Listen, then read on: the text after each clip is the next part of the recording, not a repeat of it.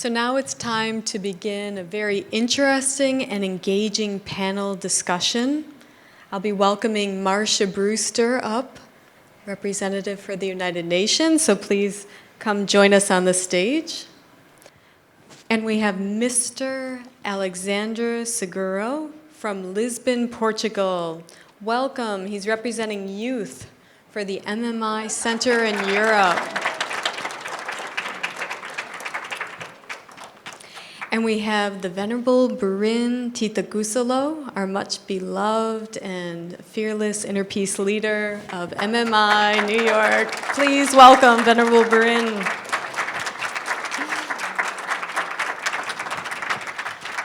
So this will be a casual discussion today. I will be engaging the panelists with some questions to kind of open up the dialogue about how we are going to implement spiritual practice for the success of sustainable development goals.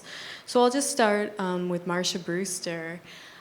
As she had said, her late husband, Robert Mawson, he was the first lay instructor of the Middle Way meditation, and he taught meditation here at the United Nations for many, many years in Marcia's office. And so I'd like Marcia to share with us what those sessions were like and a success story of what you saw. My husband, Robert Mawson, was the first lay instructor of the Middle Way meditation. And he's taught in many places, and he also taught on Skype with the group from Mobile, Alabama.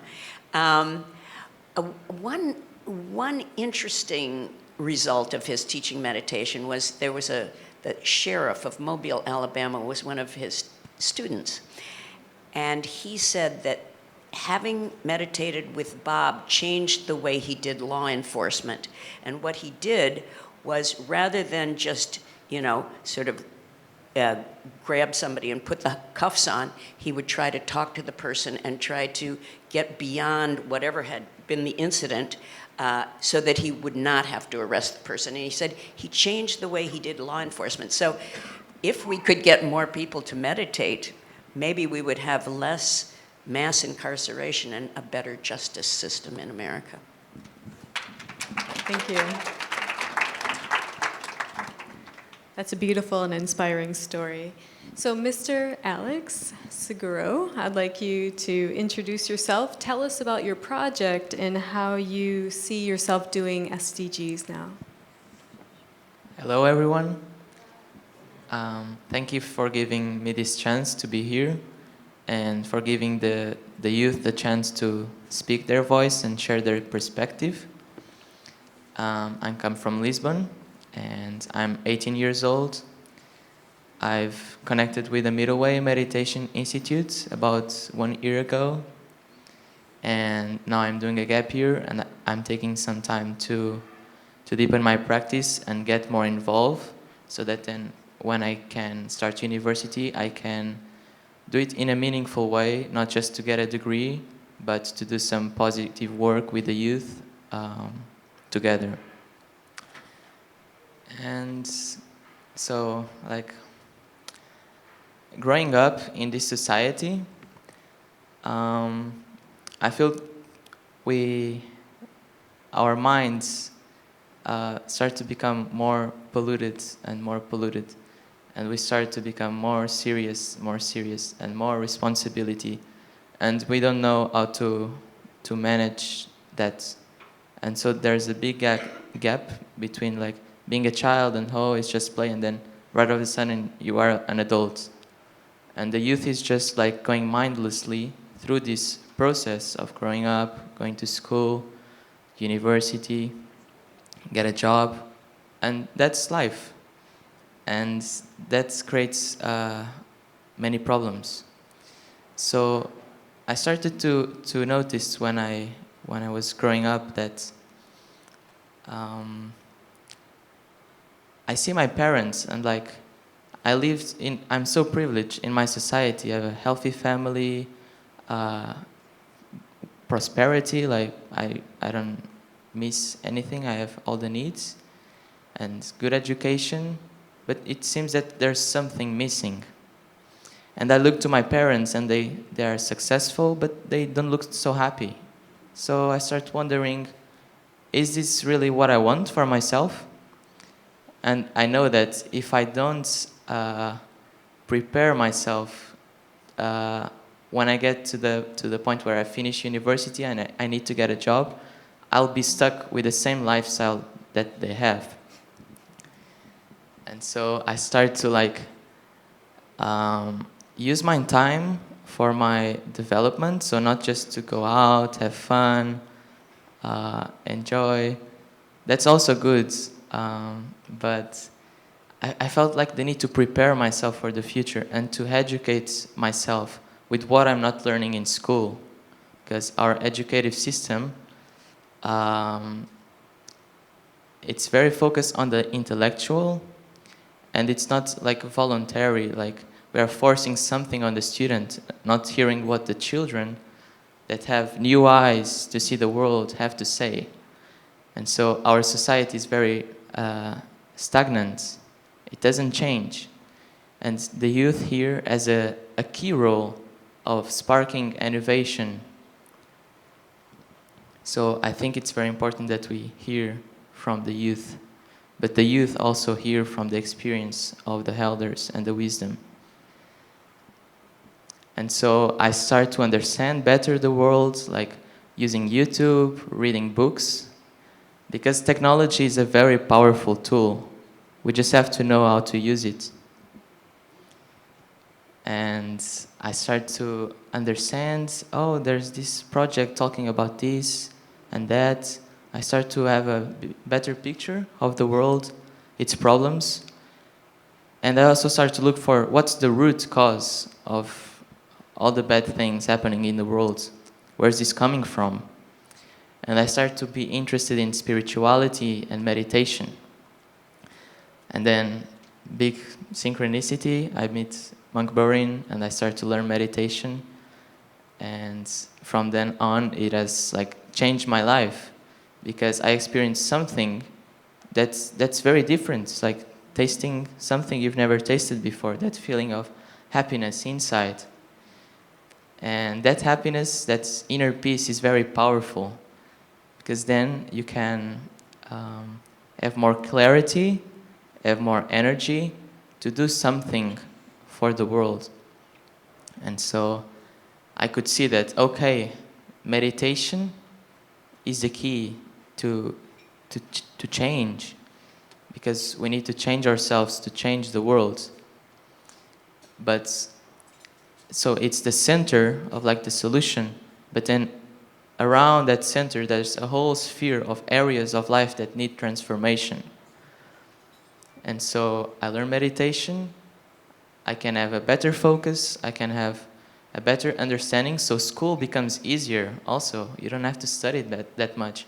You're just in class, you're focused, okay, go home, and I enjoy my exploration, connecting with different projects, meeting these amazing people that are doing incredible work for humanity. And so I start to have experience in different areas of life and see how it all complements each other. The thing is, all of these different movements, all of these different projects, they all think oh, this is the solution. We are the one, we are going to change the world ourselves. But no, we have to all work together, and we each have a piece of the puzzle.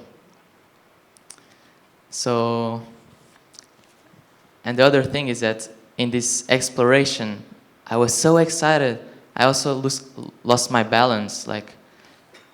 The more that I explored and got engaged, the less I meditate and take care of myself.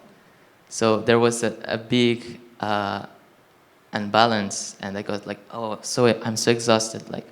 I'm trying to do something for the world, and this should be something making me happy, but I'm not happy.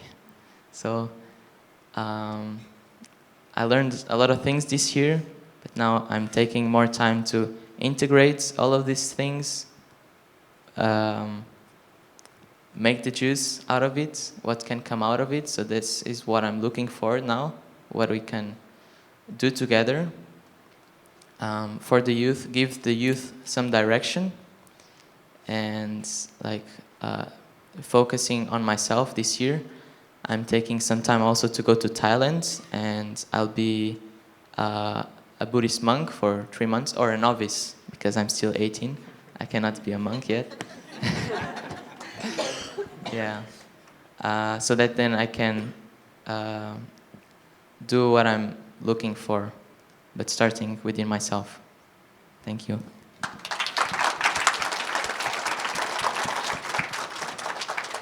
Thank you, Alex. That was very inspiring. Now I'd like to welcome the Venerable Barin Titakusalo to share about your project and the achievement of SDGs. Okay, good morning, everyone. I want to thanks all the support today, especially Pravite Pavanachan. He fly all the way from Thailand, and from the team in New Jersey, our center, come together, and everyone today. Are you hopeful? You know, hearing Alex saying this, and wow, we want every kid around the world to understand that you need to cultivate that inner peace and not be distracted by become billionaire, become famous. I met those people, they're not so happy, really. Yeah. To cut short to this thing, because we have been teaching meditation around the world, but this collaboration is so exciting that I just heard about SDG 2018. Yeah. We're not so aware of this thing. So just one professor at U of Sydney, which is in the video, mentioned Jeffrey Sachs' name. I said, oh, your inner peace work can fix good health and well-being, can make quality education. I said, okay, interesting. So you should align your work with SDG, so you have bigger platform. I said, yes. And she asked me, you want it fast or you want it gradual? I said, I want it fast.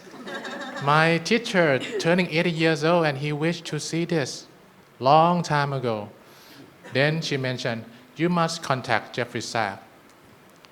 I think because she worked for UN in Australia, and she thought that she knows Jeffrey Sachs. I said, no, I just heard his name. He's like a Steve Jobs of UN. Like he curated everything, and then world leader, okay, we agree with you. So how come I contact him? I meditate, I pray to my teacher. Can open this gate. And then with the help, I'm so curious. I heard that he's very intelligent. I'm worried my English is not good enough. So I asked Dawn to help me draft the email. But I write like 3 pages paper, explain what we do. We Google, oh, his email at Columbia University. And then just one email, boop, and he respond, yes, come to New York, let's come. And you know, it's a miracle. He has 7 secretaries. 7 secretaries. And I rarely get his own response. Someone gonna respond, but that day, he just respond by himself, and then, let's come, I'm honored to meet you. Then things start. I moved to New York, and life changed. You heard in the video, Jeffrey Sachs, he very intelligent for sure, but he very open mind for spiritual practice. He met with Prof. Francis several times a year and try to get his energies and power and influence. And he's met with our teacher. Like a lighter piece is about no one exclude, everyone include. And we not like Alex said, youth not complain, adult, why you do this thing? And adults not say, like, you just play social network. But we look on the good side of each other and collaborate, and all religion come together. Then today is a very good beginning. He want to be here with us, but he in Cambodia right now. So he sent the message to me that I wish you success. I really want to catch up when I return what is the turnout of this spirituality and sustainability thing together. He mentioned in a video, he said our society right now is not in good balance. And we need not just economic, mathematics, and physics. We have that long time. We need wisdom, that's what he said. And he mentioned the middle way is by the Buddha. Aristotle said the path of moderation. And Confucius will say harmony in society, something like that. So the gate is open that all spiritual teacher, let's come and let's see. He asked me, Venerable, can you find something in the Buddhist text? How Buddha gonna fix climate change right now if he's still here? How Buddha gonna end inequality right now? And it's very challenging for me. And I try to look at how it works. And this is the beginning of this great collaboration. I'm looking forward to more work that we can do together. And everyone, please come on stage, join hands, do something, and make world peace. Thank you. Thank you so much. That's so inspiring. Would you like to share how Mr. Robert Mawson, he taught once a week at the United Nations. He inspired the UN staff. I even joined his class a few times. Yes, it was great. But I wanted to say one other thing about the way he taught meditation. He would usually have a theme. So it would be meditation and health, meditation and family, meditation and inner peace. Excuse me. And so he would say, make an introduction first, talk about meditation and health and how it helps your health. And then he would tell some personal story. He, of course, had a heart transplant. I don't know if you knew that. And he lived for 11 years after the heart transplant. But anyway, and then he would get everybody into the meditation. And then after the meditation, he would say, bring your mind back to the room. And in many cases, people were crying. They had been crying because somehow they had released a lot of tension. And people who are working in high-powered jobs, and I remember one incident where he was teaching for several days in Singapore. And a lot of the professionals in Singapore are very high-powered. And they would burst into tears and just release all that tension. And I thought that one of the reasons for his meditation being successful was that those people were able to release tension and then focus more on their work, like what you were saying, and get back to what's really important. Yes. Thank you for sharing. So I made a little PowerPoint just to show you some images of what I've been doing. Well, yeah, this is me. I just chose this photo because really we're talking about the youth and we need to be mindful of the youth that we are. How are we going to make a society that welcomes the youth and takes care of the youth? And so I've already talked about the Middle Way Center, and I start to learn meditation. I invite my friends. Then the World Inner Peace Celebration that I helped as a volunteer to organize. And this was very inspiring for me, to meet these people, to meet the project, and then have the strength to continue on my journey and to share it with other people. And so, you've probably heard about the strike for the climate, the students going out of the street to protest. And so I was very happy to know that the youth is waking up to the fact that we have a role to play in society. But with my understanding, with the exploration I had already done, I see that it goes deeper than climate change. The issue in society goes deeper. And so we need to understand that what our role is. It's not just going to the streets and protesting and not just asking for the government to do something. The government needs to still be involved, obviously, but we, the youth, we have time, we have energy, we have an open mind, we can do so many things. And so this is the energy, this is the message I wanted to bring to the strikes.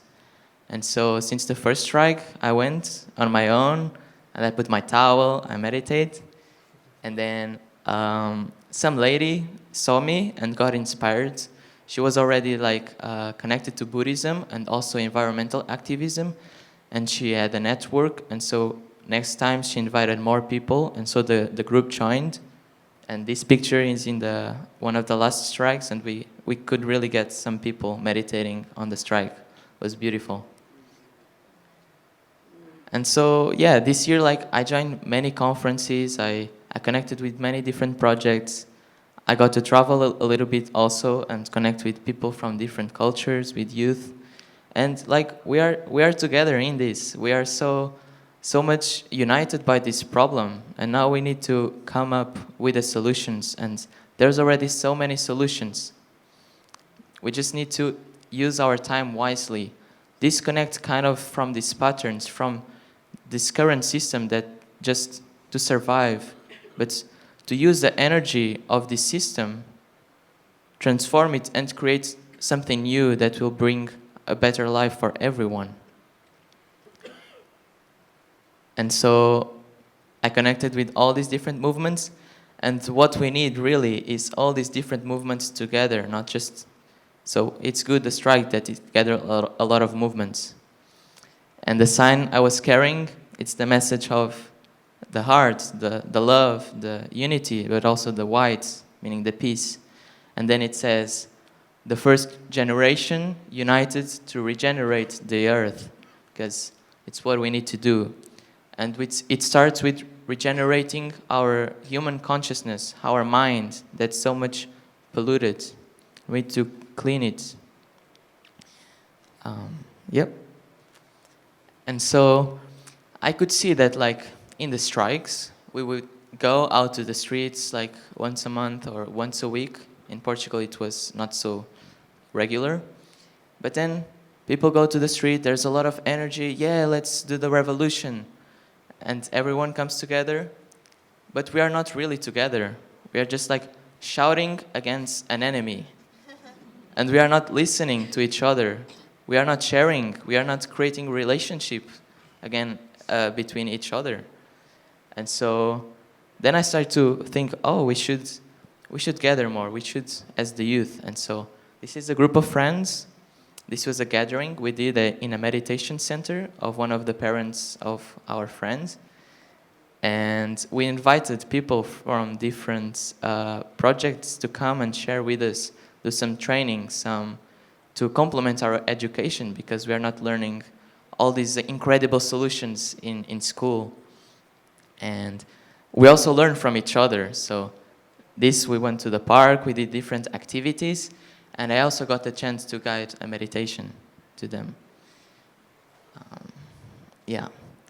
And so I'm coming from Portugal, and just before coming to New York, I went to this event that was the opening of the Lisbon European Capital, Green Capital, 2020.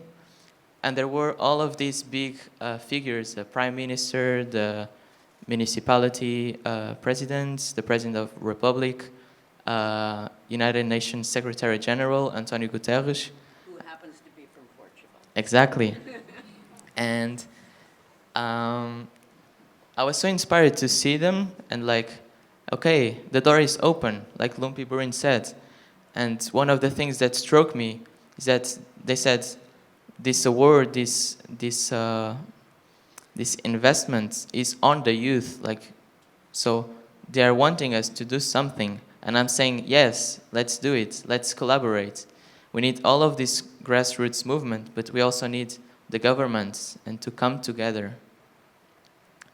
And so I come up with this vision of this year's event with a Global Light of Peace 2020 in each country, in each continent, yeah. To do like a mass meditation in this square. And I almost didn't need to bring this slide, because if you look in that room, there's a Portuguese tile that's in blue as the square. So there's something here that's kind of meant to be, you know? But so the vision here is that the Portuguese are pioneers. We are like adventurers. We are like leaders, diplomats. And 500 years ago, we went on, but mostly the youth, like, that don't have family to take care of, don't have like responsibility, so they just want to know the world, they just want discovery, and so they go. And so they would sail on these boats that like are not safe at all. Most of them would die, but we could discover other countries and nations and people. But it was not discovered, they were already there. And because we were not mature enough, we got excited, we were still in a material level. What we got is colonization and just trading the material wealth. And it opened the way for the European countries to start going, like England, Spain, to start building their empires and developing into the globalization we have today. And so I think Portugal now has the spiritual mission of healing from these mistakes and birthing a new planetary community, this new paradigm we are trying to bring upon. And so now it's not getting on the boats and sailing, it's about going inside and sailing the seas of consciousness to discover these new possibilities and trade them between each other, getting the best of each culture and seeing, working together, and just looking for a better path. But for sure, if we are not united, if we are not working together, we haven't found the path. So this is kind of like the vision, and it's not just like Portugal is the one country. It's just, I feel that there's already so many projects, things happening in Portugal. It's like it has the energy, and it wants like to be the stage for what's possible in the whole world.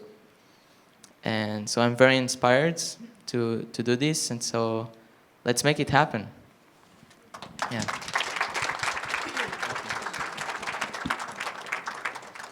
Thank you for sharing, Alex. We'll just conclude with Venerable Burin talking about spirituality and the achievement of SDGs. Okay. I will share with you what my teacher told me, and then I share with Jeffrey Sachs that what convinced him that spiritual people should come on board, not on the sideline. Yeah, we have this thing. And in Columbia University, Jeffrey Sachs said, this is not the solution. This is a collection of the problem. He said, it's a list, but we need you come up. What is the solution for it? Not just, oh, now we have SDG. No, it's a list of the most important problem around the world. And it's agree, and he said in the video, wow, it's a moment of sanity in UN that world leader will agree we should come together to fix this problem. So we collaborate, and he said, let's come in, okay? And this is a formula. You know, Ivy League people, they like formula.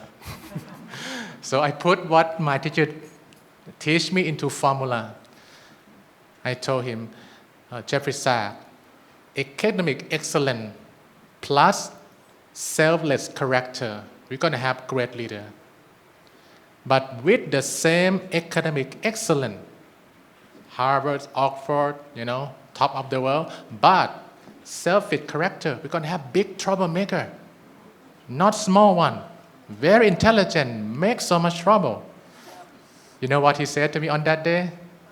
Venerable, I think we get Mr. Trump sit down and meditate. I said, oh, no, sorry, I'm not political. But that's what he actually said after say, let's get Mr. Trump sit down and meditate. And what he said, and wow, okay, if you invite him, I will see what we can do. And this is what Dalai Lama said. If every 8 years old in the world is taught meditation, we will eliminate violence from the world within 1 generation. So to fix all the problem, I told Jeffrey Sachs, this 17 problem is not created by the ocean, by the mountain, it's us. It's a human being. So we need to understand more, who is this human being that create a problem. And we found out from different spiritual teaching, it go back to this basic four, that if we will educate everyone around the world, like even Kim Jong-un, Putin, or they used to be kid. They used to be the little kid before. So we need to have inner peace as a essential knowledge, that how we can make ourselves have healthy body, caring heart, intelligent mind, and enlightened spirit. If you're going to look in Pali Canon, it's Satipatthana Sutta, Kaya Vedana Citta Dhamma. But in our tradition, you will have these four things: body, heart, mind, spirit. Yeah. So I share with him, we need to have inner peace as a subject that we learn. And we put it simple: shower the body, shower the mind. We need to learn how to shower this stress, shower this anxiety, shower this prejudice, and make ourselves a good human being. So this is a simple formula, inner peace education, which today you can find more information about it. That is discipline, meditation, wisdom will lead to happiness and well-being. So I create something that we need team at Columbia to verify it. We call this inner peace education. It's not one session, it's 32-week curriculum that every kid will learn. I'm glad to tell you now, one school in Los Angeles take it. 3 academy. Yeah, we have from our friend who on the board. So they invite the monks to go to the classroom, and the children ask, "Oh, we heard about compassion. What is that?" So I train the teacher. So they learn mathematics in the morning, they learn inner peace in the afternoon, something like that. So they start teaching kids not just inner peace alone, but how you're gonna turn that inner peace to your mom. How you're gonna act when your dad makes you angry. We go into particular detail. And when you go back home, you let it messy or you make it nice. Yeah, we go to that detail. So this is what happens now every day at the school. They do yoga, they meditate, and we start from, we call universal goodness, cleanliness, orderliness, up to loving kindness, compassion, sympathetic joy, and equanimity. It's actually wisdom from the Buddha, but now we make it neutral. And you can relate it to all religion. They have that philosophy. Yeah, it's whole school. Yeah, they're now expanding to have maybe in 2 years 1,000 kids. And with Jeffrey Sachs, if Columbia University will make this work, and you can check your blood pressure, your wave in the brain, everywhere. And in this room, this exact room, World Happiness Report. Which country is the happiest one, and they want solution. So inner peace education can be one of the solutions that can be shared around the world. I would like to end with this one.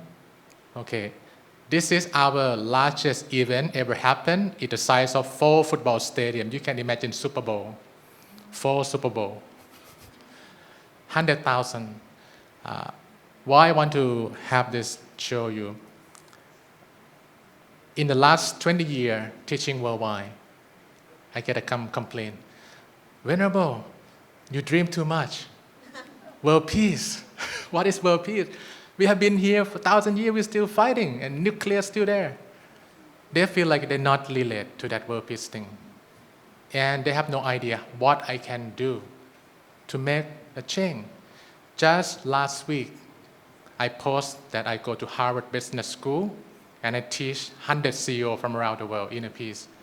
Then my student who live in Switzerland messenger to me, Venerable, yesterday my little kid, my daughter, 5 years old, asked me, Mom, is World War III coming? You can imagine, 5 years old. I'm not sure what she saw, but she has some concern.